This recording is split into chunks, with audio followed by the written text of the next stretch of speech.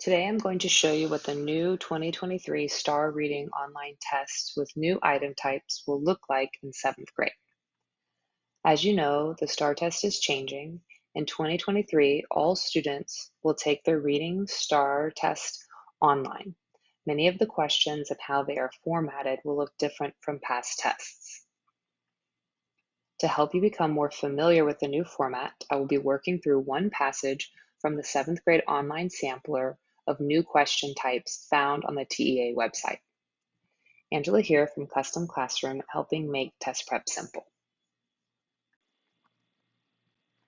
To begin, visit the TEA website with the sampler of the new online format, and you'll want to sign in. I have the link to this page in the description. Once you're signed in, today I'm going to look at the 7th grade reading test. So we're going to look at the STAAR 7th grade reading test new item types and select and go ahead and begin the test.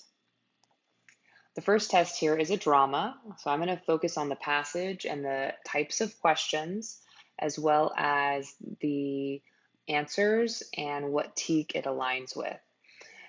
I would also recommend going in and looking at the features, since there are a variety of ways that students can use the tools to help them throughout the test. But for this purposes, I'm going to focus here on the passage and the questions. So I'll begin here with, says read the selection and choose the best answer to each question. A star-spangled catastrophe. Characters: Pete, a 7th grader, soloist, and member of the chorus; Angie, 8th grader, member of the media club, and a commentator.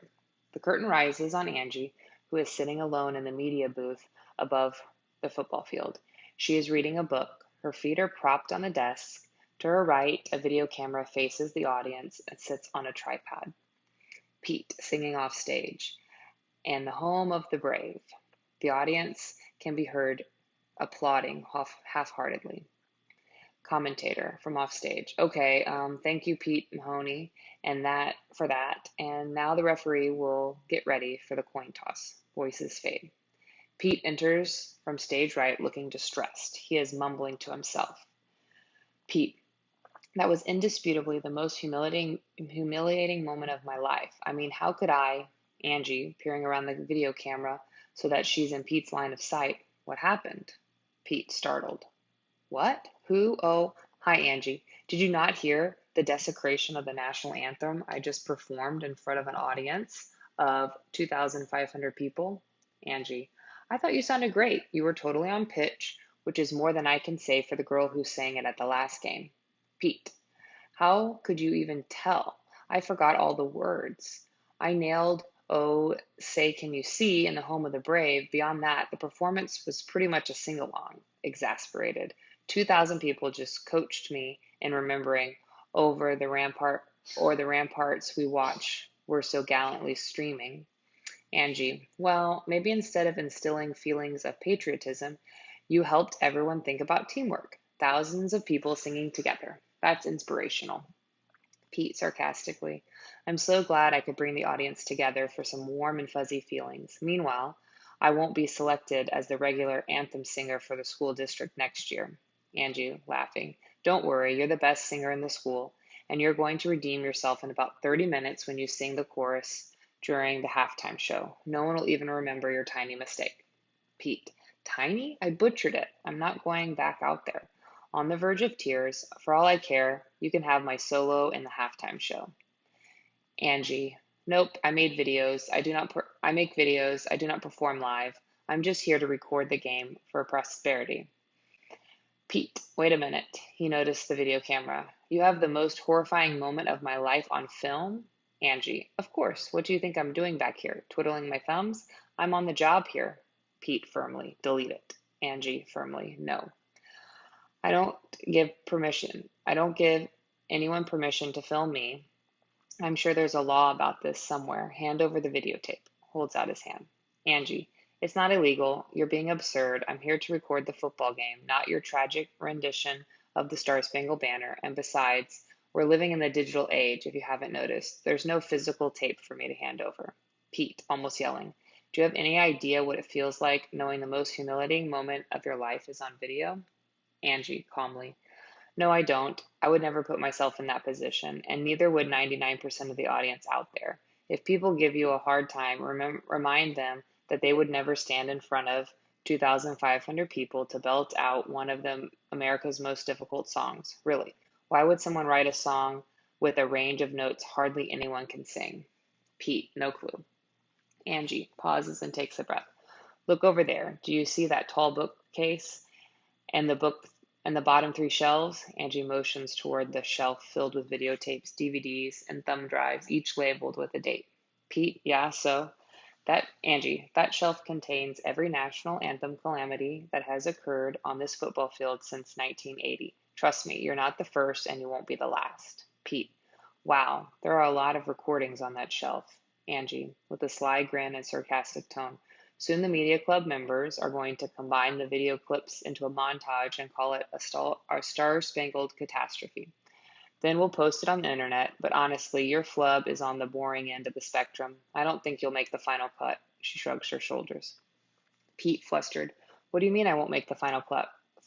I'm the best singer. Oh, wait, that's a good thing, right? Angie, smiling. Halftime will be here before you know it. Are you ready?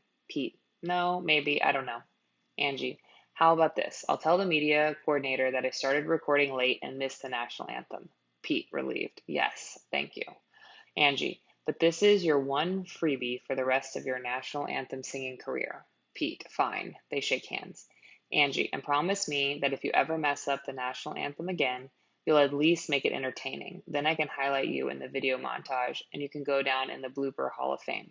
They laugh. Pete, thanks again, Angie. Pete exits stage left. Angie checks the camera and then resumes reading. Curtains close. All right, so now let's look at the first question. This question is a multi-part, which means it has a part A and part B. So this question has two parts. Part A, how do the details about how crowded the football game is contribute to the plot? So here, option A, they highlight how carefully Pete has performed his performance. That is incorrect. B, they give a clue about what Angie thinks about Pete. That's not correct. They suggest that Angie and Pete have a long history of working together. That's not correct. They emphasize how embarrassing the performance is for Pete. That is correct. The size of the crowd would then result in him feeling more embarrassed. So that's D. Part B. Which quotation best supports the correct answer in part A? So here, this question is going to look at specific lines from the passage to support our answer D here. So this line is, Pete, do you hear the desecration of the national anthem I just performed in front of an audience of 2,500 people? Well, that's probably makes sense because it lists the exact number of people, which is a large size. B, Angie, you were totally on pitch, which is more than I can say for the girl who sang it at the last game. Has nothing to do with the size. Pete, beyond that, the performance was pretty much a sing-along. Again, nothing to do with the size. D, Angie, no one will even remember your tiny mistake. Okay, so only A talks about the actual size of the crowd. So here in this multi-part question, this is going to be worth 2 points. And this falls under the TEAC for plot more setting, specifically 7.7D. All right, question 2. This is going to be a text entry question. Read the sentence from line 29. But honestly, your flub is on the boring end of the spectrum. I don't think you'll make the final cut. It says, enter your answer in the box. In this sentence, the word blank provides the best clue to the meaning of calamity as it is used in line 27. So here we're trying to think about the meaning of calamity. So, which is kind of a mess up. So in this case, flub is going to be the correct answer. So this question is going to be worth 1 point, and it is also a context clue question, which is 7.2b. All right, let's move on to number 3. This is a multi-select question based on the dialogue in line 29 through 38. Which words best describe Angie's behavior toward Pete? Select 2 correct answers. So we're thinking about, does Angie admire Pete? That doesn't make sense. Does Angie astonished Pete? That doesn't make sense. Angie is encouraging Pete. Yeah, that makes sense. Angie is grateful toward Pete. No. Angie is teasing Pete. Yes. So encouraging and teasing are the correct answer here. This is again worth 2 points, and it is a drama question specifically since it's talking about the dialogue, and this is 7.8C. Number 4, this is a short constructed response question. It says, read the question carefully, then enter your answer in the box provided. What effect does Angie have on the resolution of the conflict? Support your answer with evidence from the play. So here, this question is specifically about the characters. So it is 7.7b, which is a characters question, and students are going to have to answer this question using direct support from the play.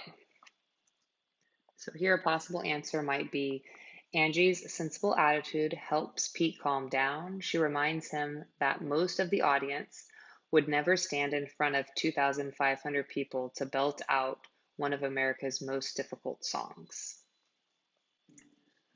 All right, the final question here is a extended constructed response. It says, read the play, A Star-Spangled Catastrophe. Based on the information in the play, write a response to the following. Explain how the friendship between Angie and Pete contributes to the development of the theme in the play. Write a well-organized informational essay that uses specific evidence from the play to support your answer. Remember to clearly state your controlling idea, organize your writing, develop your ideas in detail, use evidence from the selection in your response, use correct spelling, capitalization, punctuation, and grammar. Manage your time carefully so that you can review the selection, plan your response, write your response, revise and edit your response. Write your response in the box provided. So as you can see, this is going to be the new way that writing is added into reading language arts, where students will have to now write their essay based on an actual passage. And this answer will be worth 5 points. They have it labeled as 7.6b, which is technically a written response that demonstrates an understanding of the text. But this question kind of has a lot of things going for it because it's also an essay and it's also specifically on theme.